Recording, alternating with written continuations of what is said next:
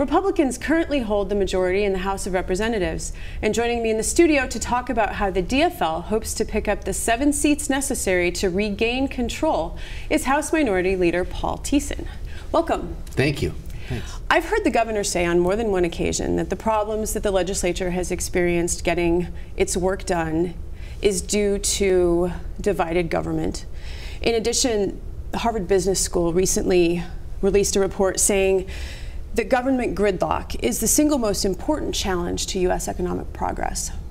So what is the DFL message to voters to vote for you this election? Well, I mean, I think, first of all, I think it's undeniable that over the last 2 years we have seen kind of our ability to function as a state government largely grind to a halt. There were some good things done, and some nursing home funding as an example. But generally speaking, the big things that we were supposed to get done, and pretty basic things like a bonding bill, a comprehensive transportation bill, even a tax bill, it didn't happen. And I think that that is clearly problematic. It's certainly frustrating voters, as I've been out talking to them all over the state. So I do think that the choice that is before the voters, or one of the fundamental choices, is do we want to continue gridlock, not getting things done? I mean, I think the Republicans would argue yes, because they want to stop the excesses of the DFL, in their words. My sense is that it's actually better for us to try to make some progress for Minnesotans and make our economy work for everyone, and there's certainly steps that we can take to make that happen.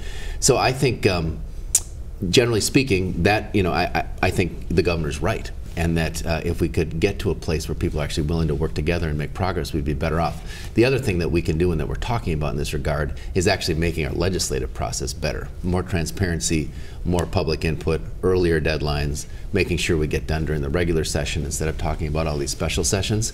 And so there are things we can do as a legislature to improve our game. And as Democrats, we're very committed. We tried to do stuff in the last session to make that happen. It was blocked. But if we do come back in the majority, that's going to be one of our top priorities.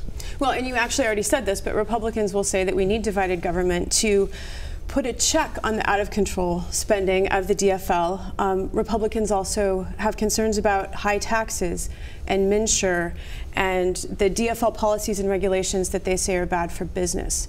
So how do you counter those assertions? Well, I mean, first of all, what I would say is the Republicans like that talking point about excessive spending, and then they love to go and vote for that spending and go back to their constituents and say, look, I spent this money on nursing homes, I invested all this money in our schools, I invested all this money in making sure our environment is clean and making sure that our roads and bridges are being built. So in some sense, I feel like the Republicans like the talking point, but they also like to spend the money. And I think that's because most Minnesotans understand that we need to actually make these investments. So they don't talk about the specific money that's being spent. They just like to use this big word, excessive spending, kind of generically. And when I talk to voters, I always talk about the things that we're actually spending money on. Does that mean that we don't need to be vigilant about making sure we're spending our money more smartly? And we absolutely need to do that. And I think that that's something that Democrats are absolutely interested in. I would also say that if you look at the budgets that have been passed, the responsible budgets, the budgets that actually balance, that don't use accounting gimmicks, are budgets that Democrats have passed. We repaid the school shift when the Republicans borrowed all that money from our schools to continue to spend money. And so I think we actually have a good argument to make on that. And the other thing we are hearing, are going to hear a lot about, I think, is health insurance premiums. That certainly is a very serious issue for a lot of Minnesotans. I mean, it's right now limited to the 5% of Minnesotans that buy their insurance in the individual market. Well, and on the individual market, not just on MNsure. And in fact, this isn't really a MNsure issue. This part of it is just that there's too many sick people in the individual market. And so we need to take steps to do that. And I would, I'm glad this is part of the debate, because I would put our plans for trying to deal with these rising healthcare costs, cracking down on insurance companies, cracking down on prescription drug manufacturers and pharmaceutical companies, making sure that we're actually lowering the cost of healthcare, because that's what this is all about. The Republican plan was to give tax breaks to insurance companies, and it was to throw 100,000 Minnesotans off of health care. So, I mean, if we're going to have a legitimate discussion about how actually to deal with our health care crisis, I think Democrats actually have a much stronger argument that's going to fix the problem and acknowledge that we need to make sure that health care is accessible to people.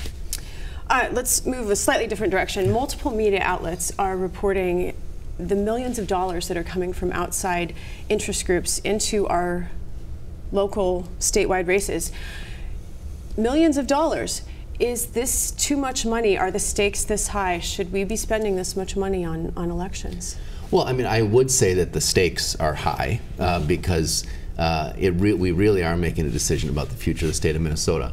That said, spending $1 million on a district where the person represents 40,000 people does seem excessive to me for a number of reasons. One, it is so much spending and so much communication that it kind of drowns everybody out. The second thing is it really takes away the voice of the individual candidate, the individual representative. You know, they're spending $40,000 or $50,000 compared to hundreds of thousands of dollars by these outside interest groups. So I do think that there is an issue that we need to address there, kind of on a bipartisan basis. And the other thing that's troubling about this is that a lot of this money is being spent.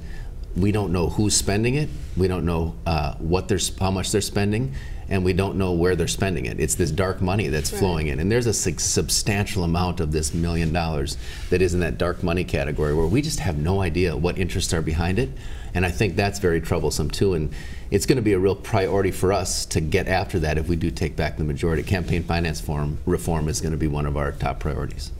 I want to turn just quickly. 2004. The DFL lost the majority. The Republicans picked up 10 out-state votes. So what is your message to those rural voters and those farmers out there?